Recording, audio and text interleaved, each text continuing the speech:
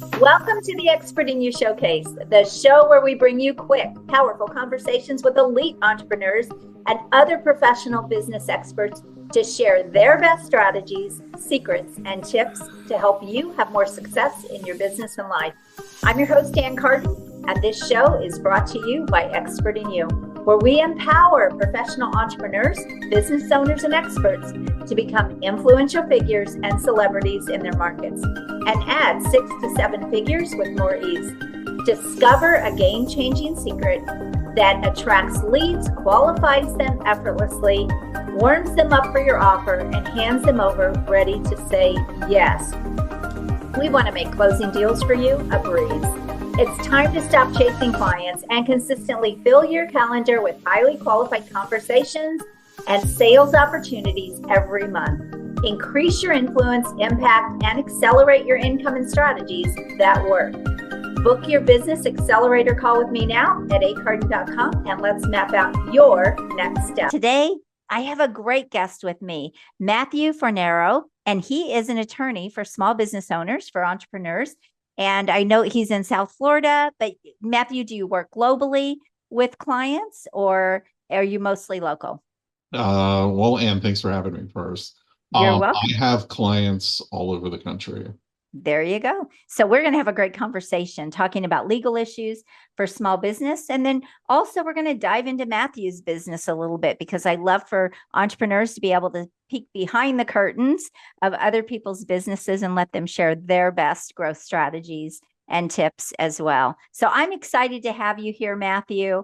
It looks like you're doing some great work. You've been doing this for a long time after leaving a career, really, or profession working for top law firms. You worked for 2 previous top law firms and you jumped into entrepreneurship. What made you make that leap? My background is not in business. I was a political science major and then I went to law school and I really had no formal business education whatsoever. So, I've been an attorney since 2003 and I used to work, like you said, at 2 large law firms. So I was kind of plugging along and like doing the law firm thing. And then I had the opportunity to work for one of the 10 largest law firms in the world. They offered me a job.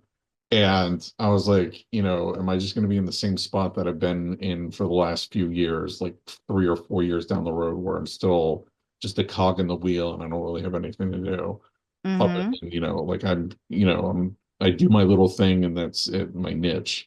So I took the leap of faith, if you will, and I decided to go out on my own almost 10 years ago with, again, like no business acumen or business knowledge.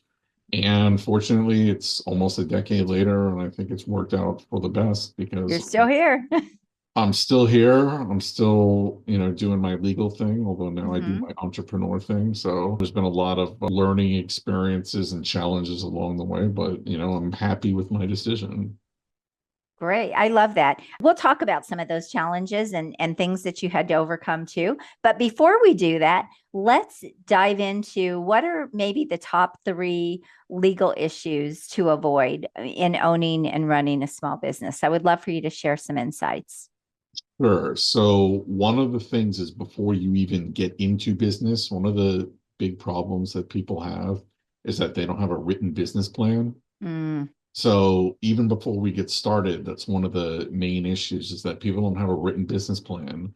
So they kind of are just flying by the seat of their pants, doing stuff as it comes or doing stuff as they think about it, or, if they have like a punch list, going down the punch list or whatever. So the written business plan really says, who you are, what you do, how you're going to do it, what all your responsibilities are, how you're going to get money, how you're going to do your business, how you're going to sell your product, your services, and all things like that. And it's it's like a testament to be accountable to for running your business so that if there's an issue, you go back to your business plan and see what it says as far as how you're supposed to do it and whatever. And then obviously the business plan is a changing document that changes while your business changes and while time goes along. So yeah, number one issue is that people don't have a written business plan before they even get into business. How does that keep them from avoiding legal issues? Sure, because you plan out much better when you have the written business plan, because if you have the written business plan, then you know what kind of business organization you're going to have. And then that leads to you having, like, if you're incorporated, that leads to you properly being incorporated and having corporate bylaws and Mm, corporate mm-hmm, resolutions and things like that. And if you're an mm-hmm, LLC, it means you're going to have an operating agreement and things like that. And it just kind of blossoms out from there. mm-hmm. So it's a preventative measure to avoid issues down the road, because it's a framework that you stick with, and that'll lead you, ultimately to the path of success in your business. Yeah, no, it's absolutely right. They don't have a vision, they don't have a business plan. And a lot of people start that way. And like you said it well, they fly by the seat of their pants. That can actually help you make bad decisions doing that. It's costly. So most people, when they think of a business plan, they think of something that's 100 pages or some long business plan that's going to go on a shelf. But I'm sure you're not talking about that. I know one of the things I help people do is create something that's very simplified, but it gives them the direction in their business and it helps them make better decisions along the way. And so I'm sure, is that what you're talking about as well? Yes, I mean, it doesn't have to be a book. Right. Obviously, it's That more you'll than a never look at. page. Yeah, it's more than a page, but less than, a novel. Hmm. It's, you can put together a good business plan in just a few pages. It's not Right. something that has to be huge. It just has something that has to have your guidance and your answers to common questions and your plan inside of it. Right. So that's the first thing. If you are just getting started, make sure you get that business plan and that vision in place. It can help you avoid legal issues. So that's a really important thing to know. What's a second thing that you can talk about that helps people avoid legal issues? For after you have your business in place, you've chosen your entity, you have your governing documents in place and things like that. Next thing is have as many things as you can that are governed by contracts. Don't just do things for doing things' sake. You can have a contract, a written contract that Hmm. deals with how you buy or sell things, how you buy or sell your services, how you buy things from vendors, how, your landlord, and how you, like, rent commercial space and things like that. Have as Hmm. many contracts as possible, because that's another guide to how you do things and how you don't do things, and has, if there's a problem, and has the solution in the contract itself. Hmm. Right. Great. What's the third thing? Make sure that you have, again, when they say it takes a village, it's true. You're not in this by yourself, even if you're a Hmm. solo entrepreneur or whatever. There are organizations out there that are helpful, and more importantly, they're professionals that are helpful, and you want to get in touch with those professionals as soon as possible and make them part of Mm. your cadre of people who you rely on. So that would be like myself, like a business law attorney, Hmm. would be having an accountant, having a banker, having like a web person or an IT person if you're doing stuff that requires that, and not being afraid to call on them when you have questions or when you have issues.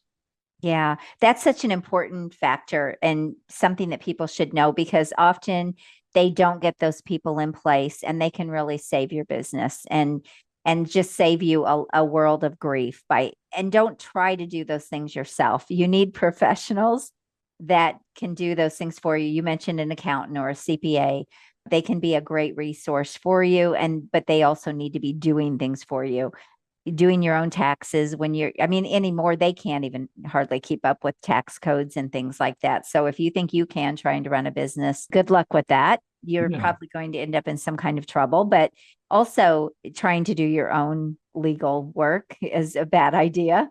So I love that you're talking about that. And yes, and I'm going to actually throw in there also a great business coach or a great business Mhm. consultant that knows what they're doing and they can really help you move forward as well. So having that professional sphere of people is super critical to having really faster success, in my opinion. I wish I would have known a lot of those things in my first business. I didn't do a lot of those things, and I had to learn that kind of the hard way. So I'm glad you shared that. Let's talk about being an entrepreneur. So you took the leap, you left those firms that you worked for that were big firms. What were some of the first challenges you experienced and then how did you overcome those? Sure. So, I mean, I guess the biggest challenge is money. because Mm-hmm. there's a big difference between every 2 weeks money shows up in my bank account and I have to go out and make it myself. Otherwise, I'm gonna not do too well. So I Right. think getting used to the concept of having to generate and make your own business as far Mm-hmm. as revenue and income goes would be one of the biggest learning curves and one of the biggest things is that, unless you do it, you're not going to get money. So that would probably be one of the biggest things was that, like I have to go out and make it happen. Mm-hmm. Otherwise, it's not going to happen. Was So that a hard mindset shift for you and sort of a hard shift for you?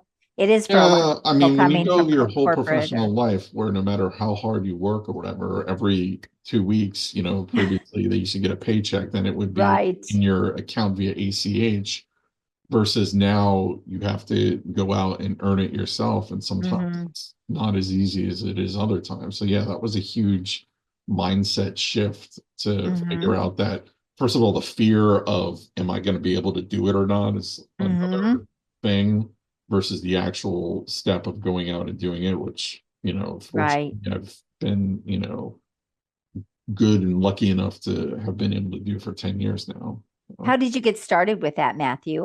For a lot of people, when they start their business, they're like, okay, now what?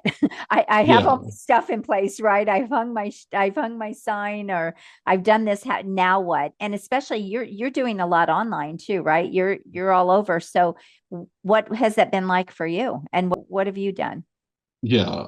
I mean, to get started or whatever, I mean, I had to, like I said, I had no business training in throughout my Mm-hmm. education. I mean, I have, an undergrad degree, I have a professional degree, but I had no business training whatsoever. So part of what I did was I knew I was going to have to kind of learn as I go, but I tried to figure out as easy of a way to learn about business as I could as quickly as Mm-hmm. possible. So two of the things I did was two programs that I was able to join that are free, which Mm-hmm. one was the Kauffman Institute, which is, or the fast track program run by the Kauffman Institute, which is a nonprofit. And the Mm-hmm. other was the Jim Moran Entrepreneur Program run by Florida State University. So I was able to get into those two programs, which are Mm-hmm. free, and kind of get like the whole business education that I never got previously in my whole life. Mm-hmm. So that was tremendously helpful, and that gave me like the business knowledge that I needed in order to start out and then succeed from starting out. So that was very tremendous, very helpful. There's programs like that that are available all over the Mm-hmm. US that are free for entrepreneurs that are not just online, but they're in person too. So I'd highly recommend you to reach out and look at some of those programs for the entrepreneur, for the business person, for them to get started with, because I mean, it helped me tremendously. Hi, friend. I have an exciting announcement. I hope you're enjoying this episode of Expert in You podcast, but I have to ask you, have you checked out the latest issue of Expert in You magazine yet? It's jam packed with rich content, powerful strategies, inspiring stories, and so much more to help you elevate your business and personal growth. Don't miss out. Go grab your digital copy now and join our community of experts making a difference every day. Go to expertinyoumagazine.com and check out your digital copy today. Transform your expertise into success with Expert in You magazine. It's not just a publication, it is a movement. Did you find at some point you maybe outgrew those programs or you needed more help or more support along the way as you were growing and building? Yeah, yes, because it was great to initially get started. I mean, that's how I came up Right. with my own written business plan was through the Kaufman program. Mm-hmm. And it was great foundation, great stuff. But, you know, as I moved on, I needed more, guidance and more fuel to the fire in order to Mm-hmm. continue to grow, my own personal business as an entrepreneur, but as well as grow my legal practice itself. Mm-hmm. And one of the things that people do is they continue to improve their skill set around their thing, what they do. And that's not a bad thing. We need to keep evolving and growing. But you also have to realize that business isn't static either. it's dynamic and it's always changing and always evolving. And even marketing and sales is so different today than it was even 3 or 4 or 5 years ago. And so you have to make sure that you also keep up with the business side of things as well. Do you agree with that too?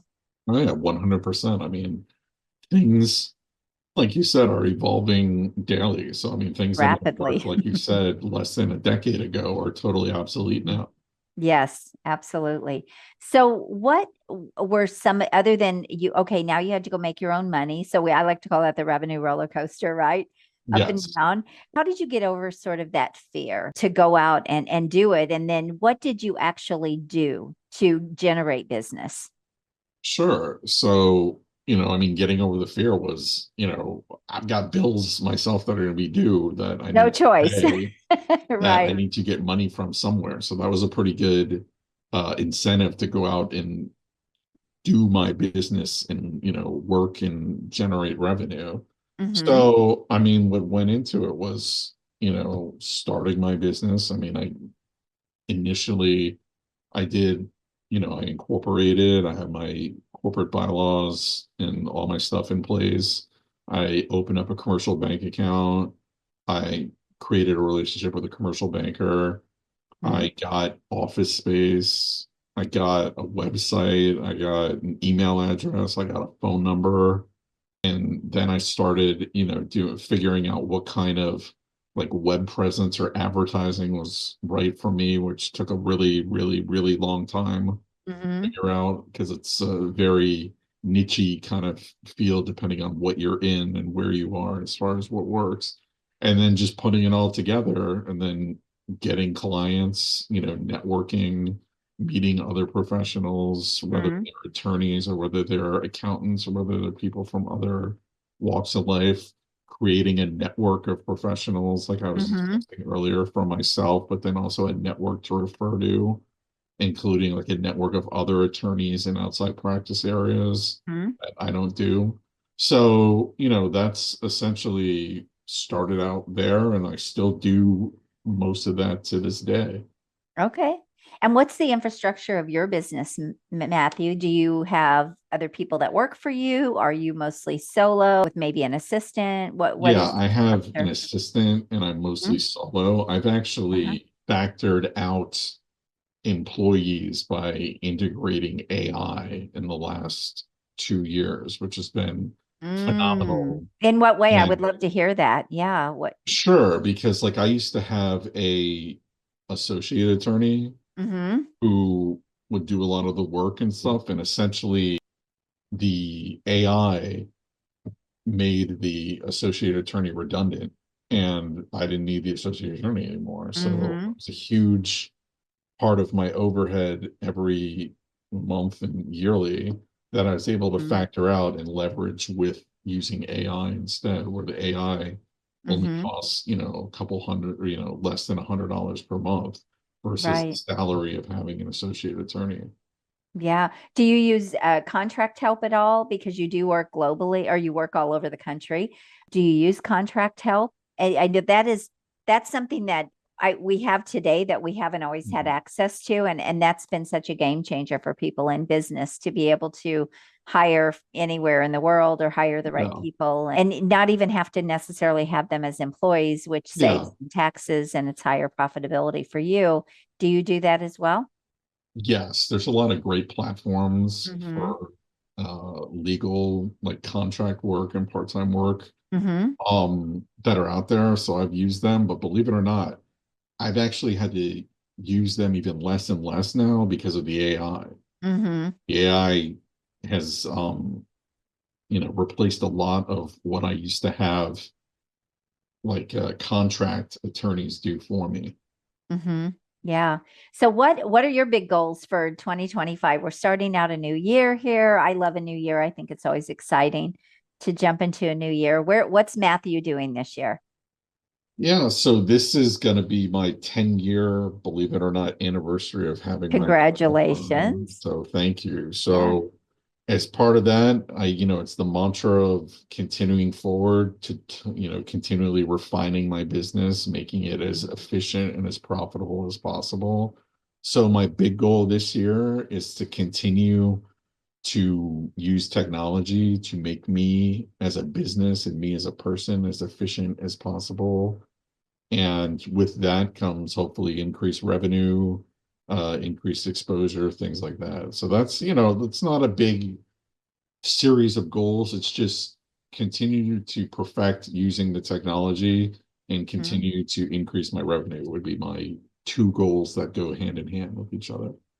And when you say increase your revenue, what does that look like for you? Going out and getting more clients, adding different services and products? What does that look like for you? Yeah, it's adding more clients, but better client, for lack of a better term, Getting better better. clients that are more in the niche of, you know, businesses that understand legal issues more than Hmm. just, you know, just a one-shot kind of deal or whatever, which I'm trying to go more towards enduring relationships with Hmm. businesses. Hmm. So that would be the kind of client that I'm looking for, that I've been looking for, that I continue to look for is like a long-term client that Hmm. has a business that needs an attorney just because you need an attorney when you're in business. How do you separate yourself from a competition out there? Because there are a lot of attorneys, there are a lot of people that are like yourself, they're working nationally. How do you separate yourself from other people, other attorneys that are doing what you're doing? Well, one of the things that I think particularly over the last 10 years, that separates me from other attorneys in my niche, particularly attorneys at larger firms who you want to say I compete against, is my understanding of the business side of Hmm. the business and my understanding of the entrepreneur and my understanding of like I don't want to say struggle, but the process that goes into running a business, Hmm. which if you're, previously when I worked at a big firm, like I used to represent businesses, but I didn't know what went into the business owner, running the business and what it takes to do payroll and what it takes to pay insurance, and Hmm. what it takes to pay your commercial rent and what it takes. So I've been able to use that knowledge over the last 10 years to help my clients, I think, better than some other attorneys who don't have that knowledge or that experience. And then Mm. obviously, my use of technology. Hmm. I'm not a super techie guy, but I think I'm pretty close to being at the cutting edge of using AI in my practice. Do you And do any kind of coaching or anything around that? You say helping your business clients. Is that something that you train on or teach them, or well, how do you do that? it's funny you should say that because the two programs that I was actually in, I'm an instructor for now. Oh, So okay. I actually go back and I do the fast track program for Kaufman. I'm now the legal expert, so I do that Oh. module Mm-hmm. each term when they have it, and I do the same thing for the Jim Moran program at Florida State University. I'm the legal expert, Mm-hmm. so I come in when they do the legal module part of the business education, and I do that. Mm-hmm. So it's interesting because I used to be on, the other end of that, and now I'm like Right. the expert. So it's pretty fun to get back or whatever. I just do it because it's interesting and, I like doing it because I was thankful for being in the programs. So, Mm-hmm. That's great. So what do you is the biggest challenge you think you'll face in the new year trying to grow your business? I'll tell you, I'll tell you what it is, solely attorney, not business, but attorney. Mm-hmm. The rules for court in Florida have totally been changed for 2025. Oh, okay. So they're totally different, 100% different. Like the rule book Mm. has been thrown out and rewritten. So from the lawyer perspective in me, it's adjusting to all those new rules and all those new Mm. regulations that are in place, figuring out how to use it going forward and figuring out how to do the right thing versus the last, 20 years of my career that I've been doing it a different way. So Mm-hmm. attorney wise, it would be that. Business wise, as far as business development, everything, it'd be just making sure that I stay, growing and fluid and, Mm-hmm. obviously stay ahead of inflation and stay ahead of costs. So that would be my business like obstacle that I would say for this year. How do you balance that, Matthew? I know, this is a big factor for a lot of entrepreneurs. You just mentioned some things changing in your field. that all of a sudden you have to relearn and do all these new things there, which we have to continue to grow our skills and our expertise. And especially with a profession like yours, where there are regulations that have to be adhered to. How do you balance that with being a business owner and marketing your business and doing all the things? How do you do that?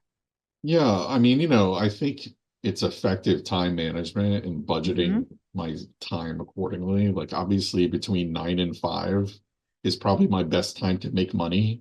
So that's when I'll be doing my business stuff is, during business hours. But then to keep up with like regulatory changes, legal changes, stuff like that, that's something that I would do like either set aside particular time that I know I'm not going to be doing anything during the business day, or that's something that I can do in off hours or even on the weekend in order to make sure that I'm up on that and I'm not interfering with running the business by doing the learning part of my trade. Mm-hmm. Well, this has been a great conversation. Any last words or anything you would like to add that maybe we didn't talk about? Yeah, just, make sure you have your plan in place when you're in business and just follow the plan, believe in yourself, reach out for help when you need help, Mhm. and just have the success mindset and you'll be fine. Awesome. Well, thank you so much for sharing your expertise and also letting us kind of peek into your business and sharing that. I think it's so valuable when other entrepreneurs can see struggles that different people have gone through and what they do and how they navigate things and manage things. So I appreciate you being open and candid and sharing with us. So thank you again. All right, well, thank you for having me in. I appreciate it. All right, everyone. We want to thank you again for being here and tuning in to Expert in You Showcase. And again, Matthew, thank you for being here. And until next time, everyone, go rock your business and God bless you. Have an amazing day. Bye-bye. If you are ready to attract high-paying clients like clockwork, build powerful influence and scale your business with ease, let's talk. Book a complimentary $1 Million Accelerator Strategy call at acarden.com to discover how the Expert in You method can help you create a steady stream of premium clients and consistent revenue growth. Don't wait. Your next big breakthrough starts with a simple conversation. Visit acarden.com and let's make it happen. Have an amazing day and God bless you.